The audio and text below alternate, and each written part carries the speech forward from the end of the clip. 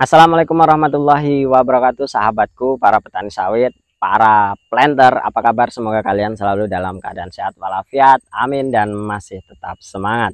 Dan teman-teman, ada sedikit cerita lucu ketika saya dulu pertama kali ya berkebun kelapa sawit, masih cupu-cupunya, tidak tahu tentang tata cara berkebun kelapa sawit atau ilmunya berkebun kelapa sawit. Ketika saya melakukan kastrasi pertama kali, yang kedua saya rasa seingat saya kastrasi yang kedua, ketika saya kastrasi itu kok bentuknya bunga semua. Teman-teman tahu kan bunga sawit yang masih ngelancir-ngelancir seperti itu, yang bentuknya seperti apa namanya kembang api dan tidak ada duri-durinya. Dan ketika saya kastrasi, saya buka, saya belah, itu semuanya bunga. Dan saya khawatir apakah seluruhnya kebun saya ini akan tetap seperti ini. Tidak ada duri-durinya, tidak ada bakal menjadi buah lah, kira-kira seperti itu.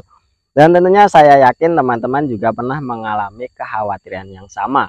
Dan selanjutnya seiring waktu yang berlalu ternyata kebun saya berbuah ya, menghasilkan buah seperti yang ada di belakang saya ini.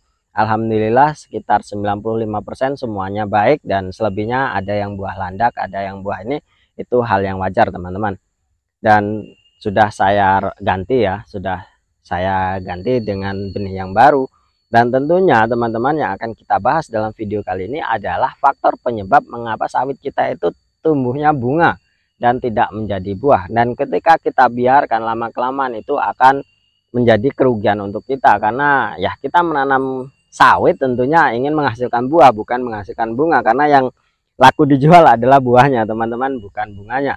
Nah teman-teman, ada dua faktor yang menyebabkan mengapa pohon kelapa sawit kita itu berbunga dan tidak menimbulkan buah, bahkan hingga akhir hayatnya sawit itu terus berbunga, mungkin hanya sekali berbuah, dua kali berbuah, kemudian tumbuh bunga lagi. Dan tentunya itu tidak kita harapkan, karena itu bisa dicegah teman-teman. Nah faktor yang pertama adalah faktor pemupukan teman-teman.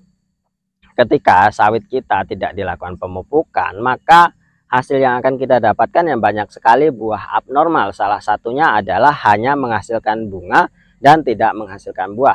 Maka dari itu sering saya tekankan dalam video-video lainnya dalam channel ini, bahwa pemupukan adalah sesuatu yang wajib dilakukan dalam berkebun kelapa sawit. Karena efeknya teman-teman akan sangat buruk sekali ketika kita tidak melakukan pemupukan. Salah satunya adalah timbulnya bunga dan tidak menjadi buah. Bukan sawit jantan ya, kalau sawit jantan itu memang ada faktor genetiknya. Tapi kalau faktor pemupukan itu adalah ketika dia itu tumbuh bunga dan tidak menjadi buah, seperti itu.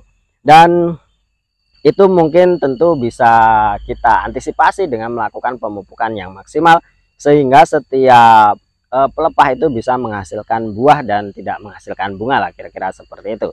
Dan faktor yang kedua adalah kekurangan cairan teman-teman, atau kekurangan asupan air. Nah makanya banyak sekali musim trek itu adalah ketika setelah melewati musim kemarau teman-teman. Sekitar bulan-bulan 8, bulan 9 itu biasanya musim trek. Karena apa? Ketika bulan 8, bulan 9 itu kan musim kemarau. Nah di sana maka banyak pohon yang menghasilkan bunga, sehingga ketika nanti bulan 11, bulan 10 itu ya namanya musim trek, tidak ada buah yang jadi, atau dalam satu pohonnya itu hanya ada beberapa pelepah yang memang bisa menghasilkan buah. Jadi mengapa musim trek itu terjadi ketika setelah musim kemarau usai? Jawabannya adalah ketika waktu kemarau, pohon sawit kita kekurangan air, maka akan berakibat untuk pembentukan buah yang gagal.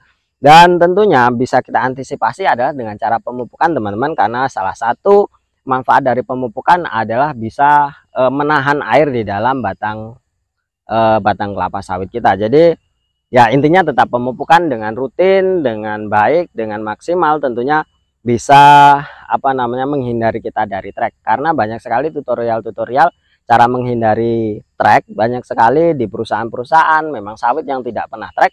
Memang pemupukan mereka itu cukup maksimal, dan ketika musim kemarau memang pohon kelapa sawit kita itu masih bisa menyimpan air yang cukup banyak untuk pertumbuhan buahnya. Nah kira-kira seperti itu teman-teman.